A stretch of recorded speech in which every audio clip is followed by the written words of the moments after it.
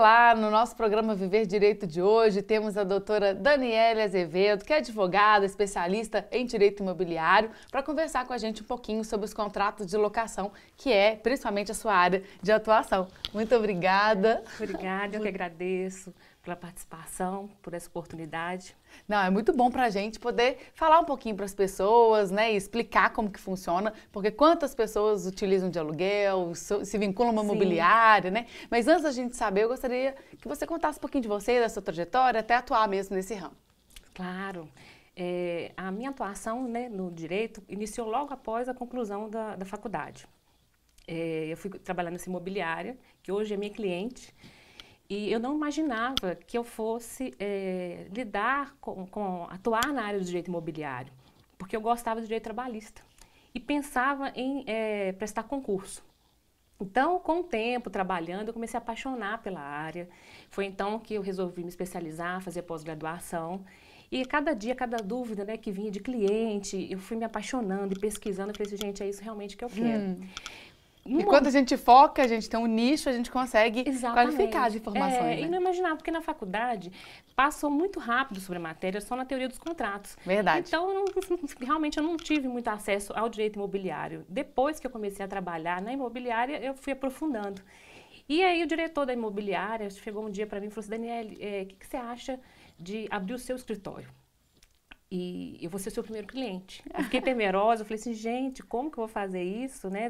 A gente está tão acostumado a trabalhar para os outros e eu agora ser empreendedora do meu próprio negócio, eu fiquei realmente assim, com muito medo. Foi um desafio, né? Foi um desafio. Eu fui deixando para lá, para ver se ele esquecia dessa ideia. E aí, até que chegou um tempo que ele falou assim, eu vou te ajudar, eu vou te demitir e você vai montar o seu negócio, você tem que pensar grande. Legal. Né? E eu sou grata ao Geraldo, que Gostei dele. me deu essa oportunidade, né? E através disso foram vindo os desafios.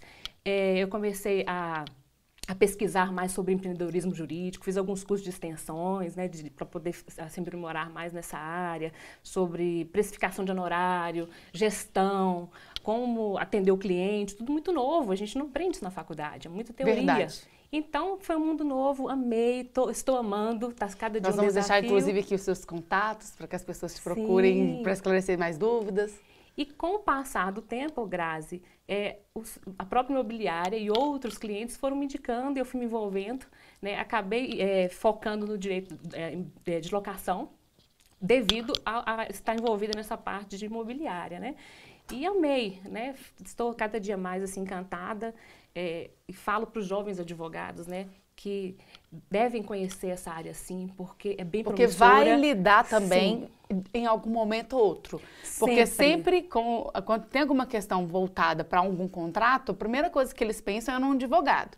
Então, o advogado, ele não, como você falou, né? Às vezes está dentro de uma área, da outra área, e não é uma especialidade, e às vezes ele fica perdido, porque tem, na prática, alguns desafios. E eu gostaria que você contasse um pouquinho sobre isso, né? Desse direito de locação. O que você acha que é muito importante das pessoas não deixarem de saber? Sim, principalmente com relação, eu vejo muito no dia a dia, as pessoas confundirem o direito imobiliário, a lei do inquilinato com o Código do Consumidor. Então, sempre chega para mim, principalmente com relação à multa contratual, né? Nossa, essa multa está muito abusiva, por que no Código do Consumidor é assim?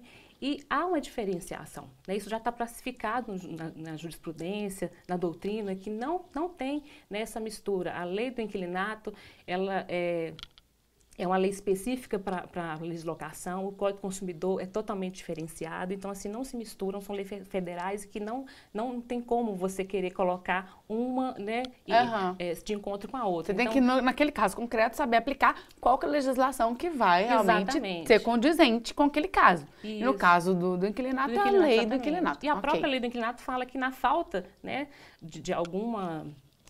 Não, uma omissão da lei. Exatamente, você vai aplicar ou o Código de Processo Civil ou o Código Civil. Então, ela não cita o Código do Consumidor. Então, o que eu posso falar, né? Por exemplo, para um proprietário, né? Quando ele for procurar um imobiliário para deixar o imóvel dele, que sempre acontece, né? Às vezes, alguns querem administrar o próprio bem, mas eu acho muito mais assim, garantido para ele e seguro deixar numa administradora. Por quê?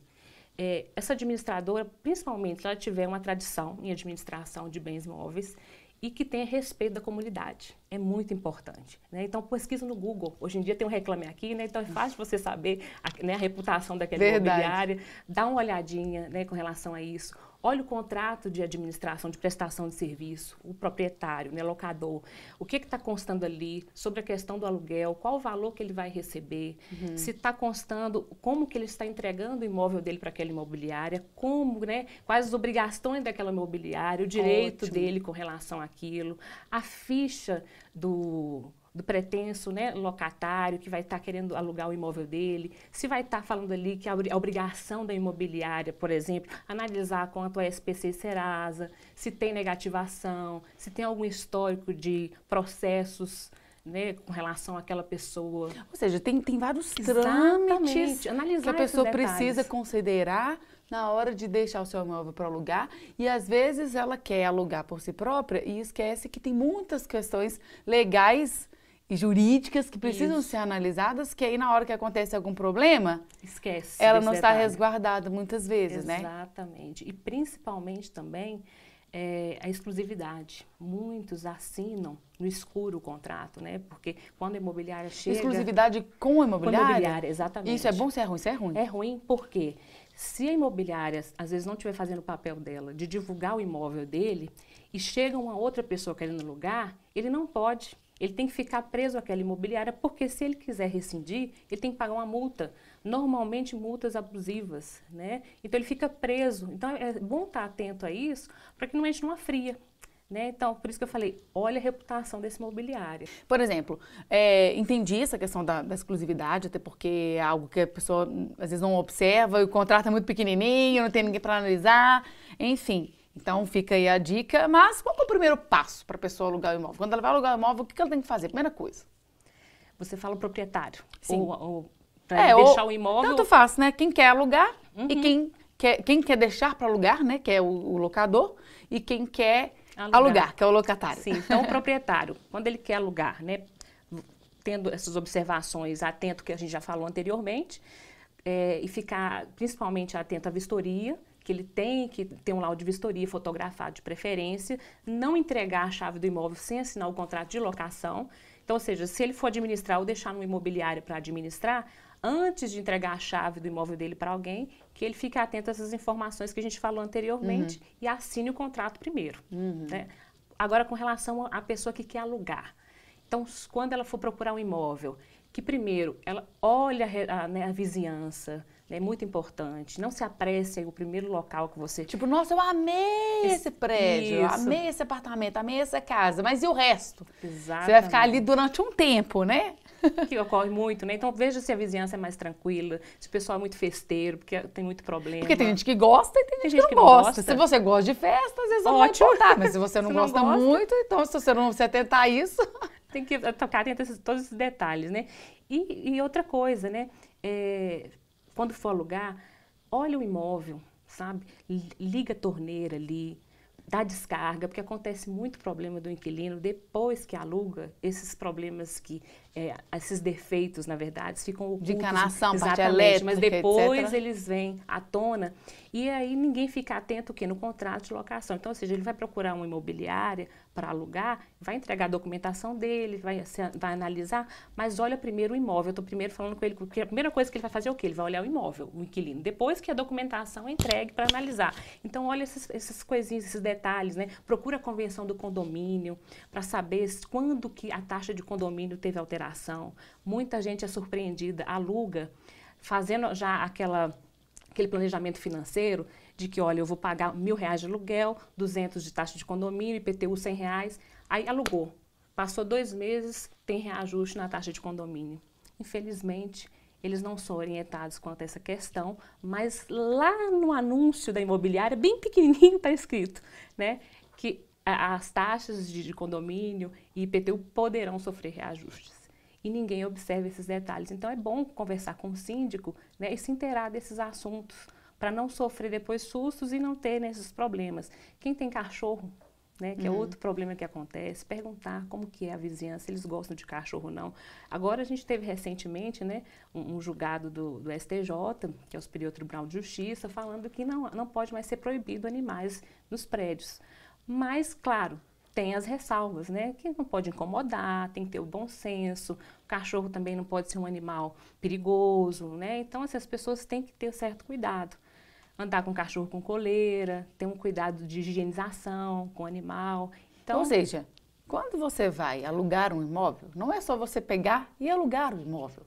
Existe um contexto a ser considerado e que é muito importante, por isso, de você ter uma assessoria, né? E muito, muito. Porque ninguém olha esses detalhes, né? De medir a gente os está móveis. empolgado.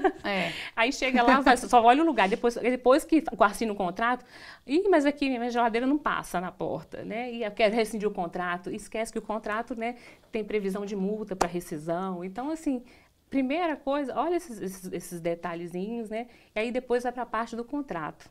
E quando vai olhar a parte do contrato, fica atento com relação às penalidades, porque, infelizmente, Grazi, tem imobiliárias que colocam cláusulas abusivas, né? É lógico que existe uma autonomia da vontade, né, que tem os princípios que regem a teoria geral, né, do contrato e que também se aplica no contrato de locação, mas tem uma liberdade, mas essa liberdade é limitada, né? Então, é importante que fique atento, porque se você não olha isso aí e depois quer questionar, né, você também tem uma outra contrapartida, que a lei do inquilinato, aquelas obrigações que você adquiriu ali, a lei do inquilinato prevê a pacta subservanta, ou seja, que você colocou que o contrato ali, ele vai valer lei entre as partes. Então você não pode questionar, claro, se você também não estiver sendo abusivo, mas, por exemplo, às vezes você está assinando ali, está uma multa de 10%.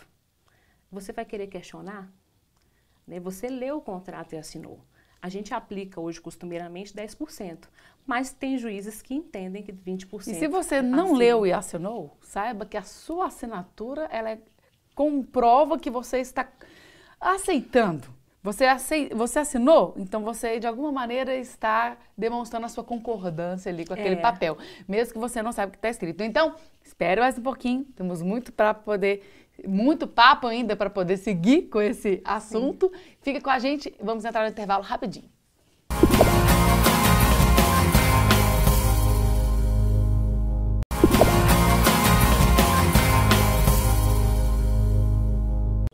Estamos de volta no programa Viver Direito, falando sobre contratos de locação com a doutora Daniela Azevedo, que é especialista em direito imobiliário, mas focado nessa área de locação, por exemplo, né? A gente está falando da lei do inquilinato, já falamos sobre várias questões e agora nós vamos entrar especificamente em algumas peculiaridades do contrato, né? Do contrato de locatário, do contrato do locador, enfim.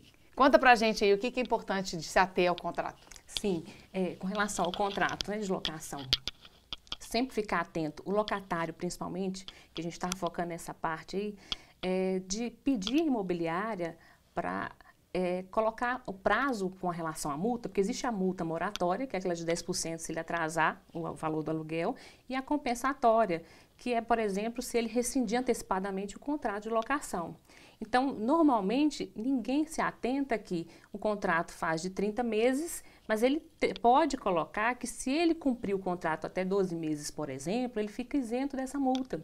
Então, peça isso, né? É um direito seu de solicitar isso no contrato de locação, para que você não fique obrigado, porque pode acontecer de amanhã ou depois, né? Vai que fica desempregado, ou, sei lá, um imprevisto aconteça e você fica, assim, preso àquele contrato e sem condições. Então, é bom tem que pagar uma multa que talvez você não pagaria se você tivesse atentado, por exemplo, a uma assessoria, uma dica dessa de um ano, você já está ali pagando direitinho, cumprindo direito às suas obrigações. Já poderia, né, comunicar, né, você comunica a imobiliária. Vai que você, né, fica desempregado, faz uma viagem, alguma coisa assim e precisa rescindir um contrato. Então, você pode mandar um e-mail, né, ou manuscritamente ali, fazer uma cartinha para a imobiliária e pedir para poder comunicar que você quer rescindir o contrato. É importante ficar atento a essas questões. Quanto também à vistoria, né, ficar atento à cláusula que fala da vistoria. Por quê? Muitas colocam lá que 5 dias você pode contestar o laudo de vistoria e, na maioria das vezes, Grazi, o locatário ele não presencia a vistoria inicial. Então, ou seja, a imobiliária vai lá, faz a vistoria sem a presença. Quando o locatário vai assinar o contrato, já passa o contrato com a vistoria para ele assinar. E depois que ele pega a chave, é que ele vai ver o laudo. Só que lá no contrato fala que a partir da entrega da chave já está computando aquele prazo para contestar. E ele muda, geralmente, depois de uma semana, né, que a pessoa está se organizando. Então, fique atento a isso, pede para estender esse prazo para uns 15 dias, porque a lei não restringe o tempo. Então, você pode negociar isso com a imobiliária. Tá? Um outro ponto que é importante você também olhar é com relação a questão das benfeitorias, né? Porque o que você pode fazer, o que você não pode fazer, o que você pode melhorar. Exatamente. Porque às vezes tem imóveis que permitem que você faça uma melhoria e tem imóveis que não, né? Permite, exatamente. Então, deixar isso muito claro para que você depois não faça alguma alteração e fique no prejuízo, né? Então, deixe isso bem claro com o proprietário, se for o caso. Principalmente as benfeitorias que você tem que fazer, que são as necessárias e que tem urgência. Vamos supor, final de semana você está lá e estoura um cano, né? E aí deu algum problema, uma infiltração, como você vai contactar a imobiliária ou o proprietário no final de semana? Às vezes você não consegue, né? E você precisa resolver a situação. Então, coloque essas questões, né, que nesse caso, por exemplo, que você tem autonomia para resolver e depois apresente o proprietário a nota fiscal para ser reembolsado e tem um abatimento no valor do aluguel. Então, é importante colocar essas redações para você não ter uns problemas futuros, né? E com relação, por exemplo, ao fiador? Normalmente, você vai alugar um imóvel, você precisa de ter um fiador. Por que disso? É possível não ter fiador? Como é que funciona? A fiança, ela é necessária, né? Hoje, a lei do inquilinato, ela prevê o quê? Que você pode dar como fiança, a garantia, um calção, que pode ser um bem imóvel, pode ser em dinheiro, né? O dinheiro, ele pode ser o quê? 3 vezes o valor daquele aluguel, que você vai, deposita em caderneta de poupança, e aí, no final, você recebe esse valor de volta corrigido, ou pode ser um bem imóvel que você vai colocar ali, por exemplo, eu tenho um apartamento, quero deixar esse imóvel como garantia, caso eu fique inadimplente, você vai registrar aquilo no contrato, vai averbar na matrícula do imóvel. Ou seja, tem como substituir o fiador por outras formas de garantia. E tem também a pessoa física, né? Que é mais constrangedor você pedir um parente, um amigo, para ser seu fiador.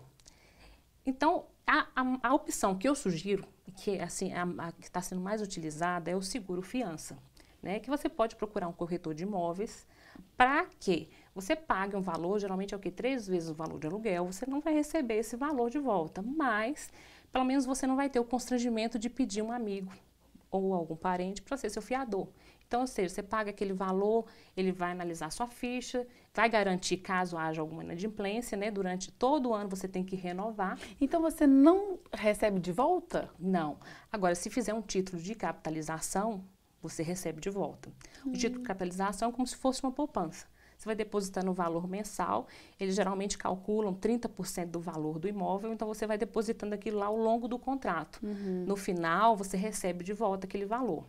Já o seguro fiança, não. Você faz anualmente, a cada 12 meses, e infelizmente não tem ele de volta. É como se fosse, por exemplo, o seguro do seu carro. Você paga o seguro do seu carro, que passou, passou. Exatamente, Então, assim, é melhor pela questão de evitar o constrangimento. Né? Ou antes não tinha opções, né? Hoje você tem essa opção, querendo ou não. Então, entendi, como uma opção. Exatamente.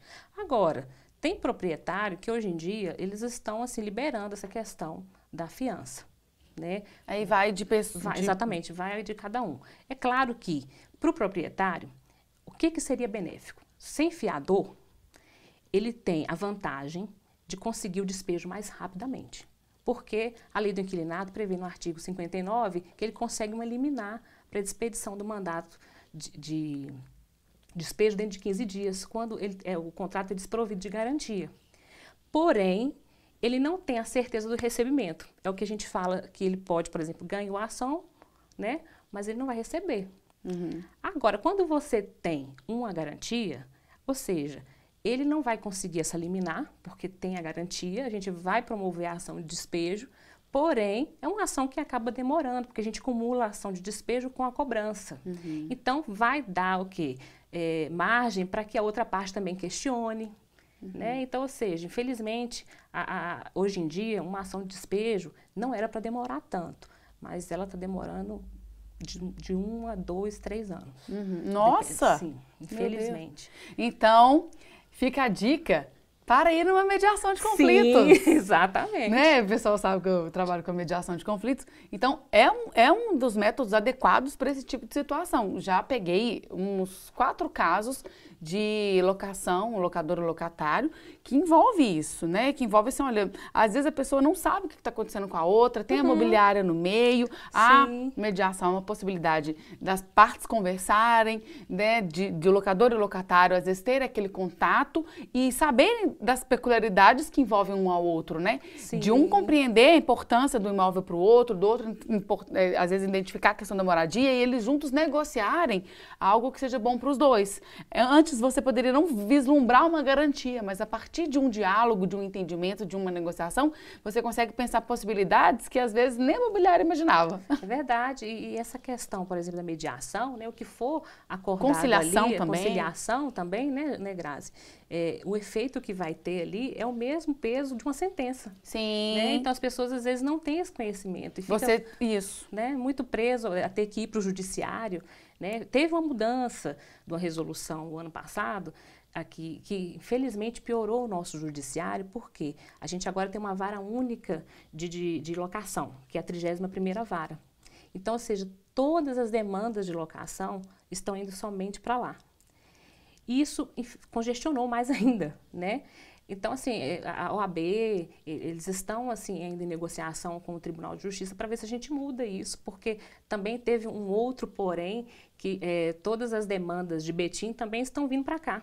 Então, você imagina, além das nossas aqui em Belo Horizonte, mais Betim, né, o doutor Igor, que é o juiz dessa vara, ele, infelizmente, ele é especialista, mas ele não está dando conta. Né? Então, isso fez com que, infelizmente, os processos demorem muito mais, tá? É importante o pessoal ter essa conscientização. Sim.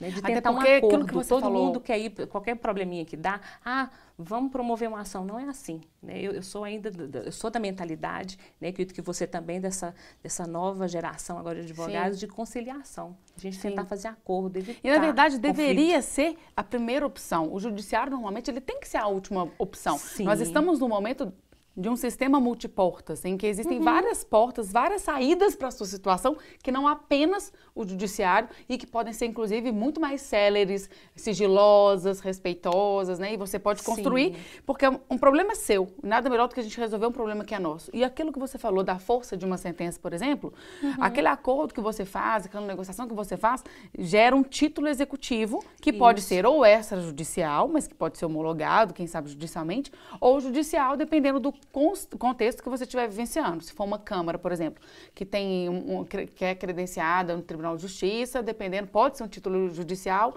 porque a gente pode levar essa Câmara pode levar para o Sejusc, que é o Centro Judiciário de Solução de Conflitos, tudo mais, cidadania, para poder homologar, por exemplo, de uma maneira muito mais rápida, né? Sim. Então, assim, olha o tanto que facilita, né? Verdade. Realmente, assim, é colocar isso e não esquecer isso no contrato, né? Isso, exatamente. Colocar essa cláusula, né, no contrato, que é importante. Essa cláusula compromissória. E um outro ponto que eu vejo que também dá muito problema é a questão da taxa de condomínio. Né?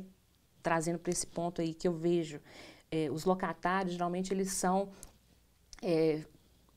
não é bem coagido não, mas eles são forçados a ter que pagar, quando alugam, né, o imóvel, a pagar a taxa de condomínio e uma taxa extra, que é um fundo de reserva, às vezes, uma taxa de obra que, né, é implantado no condomínio, e tem uma dificuldade de ressarcimento quanto a isso. Né? Então, assim, é bom que tenha também uma orientação quanto a essa questão. Né? O que é o artigo 22 da Lei do Inquilinato, ele fala do que é obrigação para o locador. O artigo 23 já fala o que é obrigação do inquilino. Né? Então, é importante você saber, né, o que, por exemplo, as taxas ordinárias, elas são de responsabilidade do inquilino. Tudo que é manutenção da área comum, ela é despesa que é referente ao locatário. Né? Então, e às vezes ele acha que é tudo do locador. Exatamente. Não, exatamente. O que é se você está utilizando aquele imóvel, você tem que cuidar como se fosse seu, né? Então tem muitas coisas que você mesmo pode resolver e que você tem que resolver, né? Exatamente. Então, assim, aí fica esse impasse, né? Olha, o portão estragou, eu não tenho que pagar por isso. E não é assim. né? Se está colocando um portão novo, aí realmente aquela taxa é do proprietário. Mas se é uma manutenção porque o motor estragou, não. Aí realmente a taxa vai ser colocada ali nas despesas ordinárias do condomínio e vai o locatário que tem que pagar. Então é bom estar atento a isso, né? O que é despesa de um e de outro. E também atento se o contrato de locação consta essa previsão, né? De que ele vai ser reembolsado, qual o prazo para ser reembolsado. Né? Mesmo que não esteja no contrato, a lei do inquilinato também prevê, né, esse direito, mas é bom que esteja claro no contrato quanto à questão do prazo, porque muitas imobiliárias aproveitam e colocam o seguinte: se você não apresentar dentro de tantos dias, vai ser reembolsado só daqui no mês subsequente, né? Então, ou seja, a pessoa, querendo ou não, você tem as despesas daquele mês, e para você ser reembolsado só daqui tantos dias, né, ou daqui tantos meses, acaba que faz um furo ali no orçamento da pessoa e não é tão isso assim, né? Então a gente tem que também pensar no lado do outro.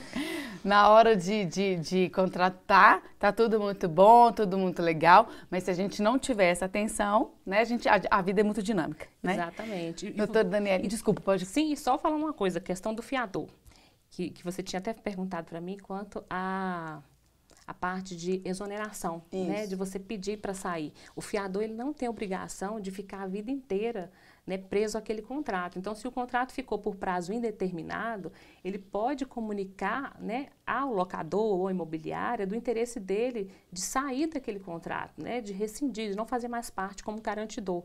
Então, basta que ele faça um comunicado escrito. Não necessariamente para o locatário, que é o que está alugando, não, mas para o locador ou para a imobiliária. Ok. Tá? Muito legal. Então, muito obrigada mais uma vez, viu, pela presença, por ter realmente trazido os nossos conteúdos. E se você quiser saber mais sobre esses assuntos, tem aqui o contato da doutora Daniele aí nas nossas chamadinhas. Fique com a gente, acompanhe os próximos programas, não deixe de passar na Estilo Moda, sempre com um look lindo para o nosso programa. E também no Socila do Nova Suíça. Se você passar lá de terça a quinta, você já tem uma escova garantida. Até mais!